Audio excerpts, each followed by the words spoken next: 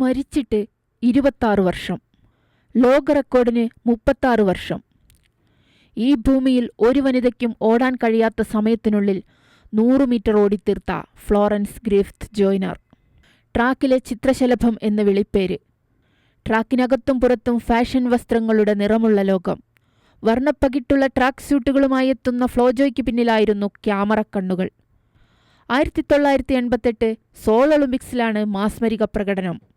200 മീറ്ററിലും 100 മീറ്ററിലും ലോക റെക്കോർഡ്. 200 മീറ്ററിൽ 21.34 സെക്കൻഡിൽ സ്വർണം.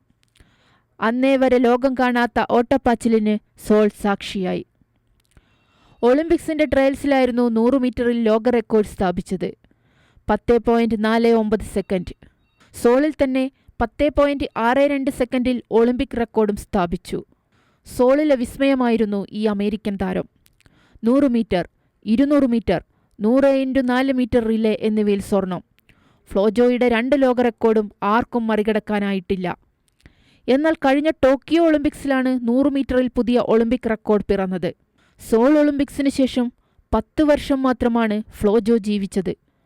ഒരു ശലഭത്തെപ്പോലെ അകാലത്തിൽ പൊലിഞ്ഞ കായിക താരം. പക്ഷേ ഇത്തിരി മാത്രമുള്ള ആ ആയുസ്സിനുള്ളിൽ അവർ സഞ്ചരിച്ചത് ഇന്നുവരെ ഒരു വനിതയ്ക്കും എത്താനാവാത്ത ദൂരവും. Sports desk, Kairali news.